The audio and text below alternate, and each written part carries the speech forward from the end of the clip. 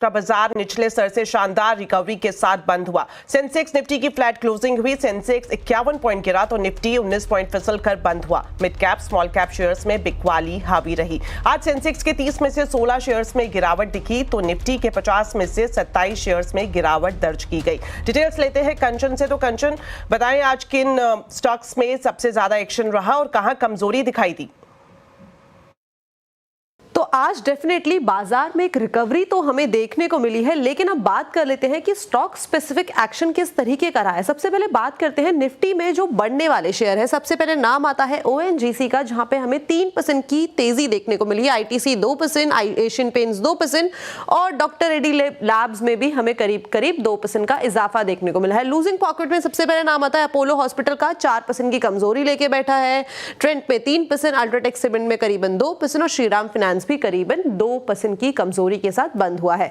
Mid cap की तरफ नजर डाली जाए तो फीनिक्स मिल्स में करीबन 5% का इजाफा, सुप्रीम इंडस्ट्रीज 2%, एसआरएफ 2% और कोलगेट में भी करीब करीब 2% की बढ़त हमें देखने को मिली है। लूजिंग साइड में बात करी जाए मिड कैप के अंदर तो डिक्सन टेक्नोलॉजी में करीबन 8.5% की कमजोरी, पेटीएम 8.5%, आईजीएल 6% और ल्यूपिन में भी करीबन 5% का डाउनसाइड हमें देखने को मिला। बात कर लेते हैं एफएनओ में कौन से बढ़ने वाले शेयर्स रहे हैं। ऑयल इंडिया में 4% का इजाफा, ओएनजीसी 3%, एलएनटी फाइनेंस में 3% और बर्जर पेंट्स भी करीबन 2.5% की बढ़त के साथ आज बंद हुए हैं।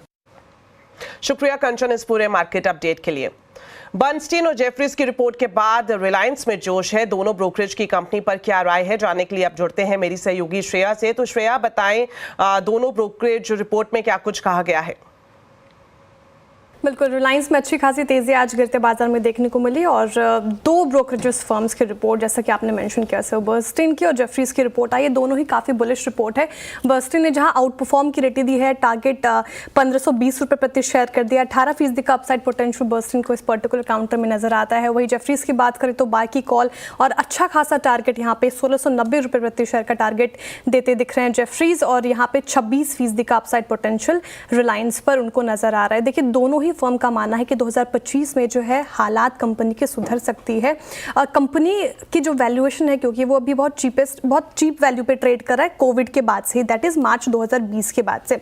और जेफरीज का मानना है कि फाइनेंशियल ईयर 2025 में जो चैलेंजेस हमने देखे, चाहे वो लोअर अर्निंग्स ग्रोथ हो, रिटेल के लिए मीडियम टर्म ग्रोथ आउटलुक पर चिंताओं को लेकर निफ्टी के कंपैरिजन में 15% अंडर परफॉर्म किया है रिलायंस ने, लेकिन अब जो है रिटेल में मीडियम टर्म ग्रोथ वापस आ सकती है, उसका एक फ़ायदा होता हुआ दिखेगा। साथ ही फाइनेंशियल 2026 तक जियो की जो लिस्टिंग हो जाएगी उससे हालात सुधरते नजर आएंगे। साथ ही एबिटा की बात करें तो वहाँ पर भी ग्रोथ संभव दिख रही है और यहाँ पे 14% की ग्रोथ फर्म को नजर आ रही है। वही बर्नस्टीन का मानना है कि अर्निंग्स ग्रोथ ठीक रहेगी। इसके पीछे कारण देखें तो टेलीकॉम और रिटेल में अच्छी खासी तेजी देखने को मिल सकती है, उसके सहारे अर्निंग्स ग्रोथ अच्छी रहेगी और रिफाइनिंग मार्जिन में भी एक रिबाउंड दिखेगा, इसलिए रिलायंस फोकस में। शुक्रिया श्रेया इस पूरी जानकारी के लिए। तो आपका अपना चैनल सीएनबीसी आवाज 20 साल पूरे करने जा रहा है। 13 जनवरी 2025 में इसकी 20वीं सालगिरह होगी। हम इन 20 सालों को समृद्धि का अमृतकाल कह रहे हैं, क्योंकि इन 2 दशकों में हर मोर्चे पर क्रांतिकारी बदलाव आए हैं। तो मार्केट की 20 सालों की समृद्धि यात्रा कैसे रही है, इसको समझने के लिए अब चलते हैं सहयोगी मिताली जैन के पास। तो मिताली, आपसे जानना चाहेंगे कि अगर बीते 20 सालों की बात करें तो किस तरह से मार्केट के लिए ये समृद्धि यात्रा साबित हुई है? इस हफ्ते हम सेलिब्रेट कर रहे हैं सीएनबीसी आवाज के सफल 20 साल, समृद्धि का अमृतकाल। ये सिर्फ एक न्यूज़ चैनल का सफर नहीं, बल्कि भारत के स्टॉक मार्केट्स, इंडस्ट्रीज और हर इन्वेस्टर की तरक्की की कहानी है। तो चलिए एक नज़र डालते हैं इस फिनोमिनल ग्रोथ स्टोरी पर।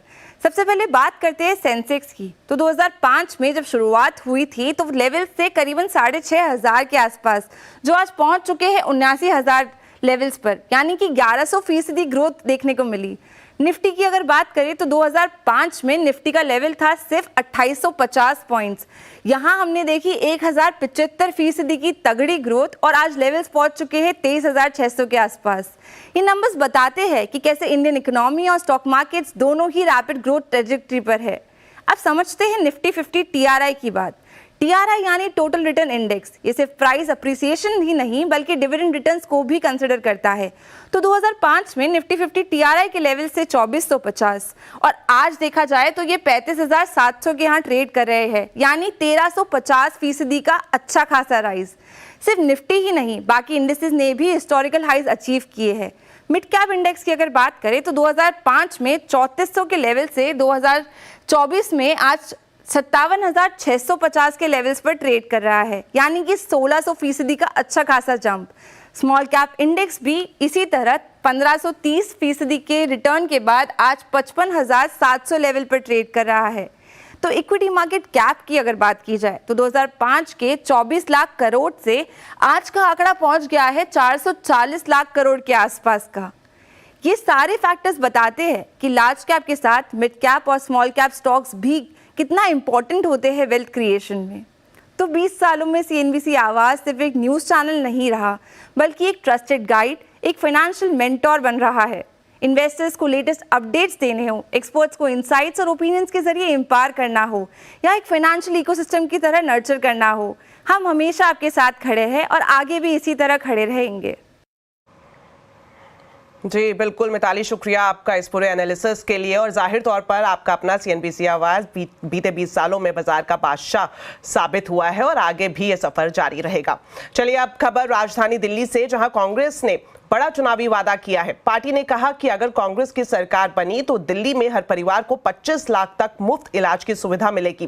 पार्टी ने इसे जीवन रक्षा योजना का नाम दिया है। राजस्थान में अशोक गहलोत ने मुख्यमंत्री रहते हुए इस तरह की योजना पेश की थी, जो काफी लोकप्रिय रही थी। अब उसी तर्ज पर कांग्रेस ने दिल्ली में लोगों को बेहतर स्वास्थ्य सेवाएं देने का वादा किया है।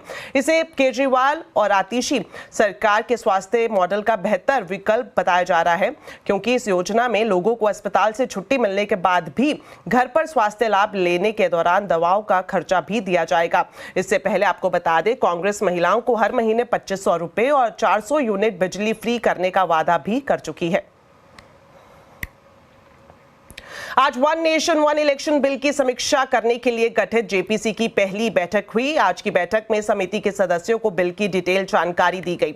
बीजेपी सांसद संबित पात्रा मीटिंग के लिए एक भारी भरकम सूटकेस लेकर पहुंचे, जिसमें बिल से जुड़े 18,000 पन्नों के दस्तावेज थे। आपको बता दें कि पिछले संसद सत्र के दौरान सरकार ने यह बिल लोकसभा में पेश किया था, जिसे विस्तार से चर्चा के लिए JPC को भेज दिया गया था। यह बिल पूर्व राष्ट्रपति रामनाथ कोविंद की अध्यक्षता में गठित समिति की सिफारिशों के आधार पर तैयार किया गया है।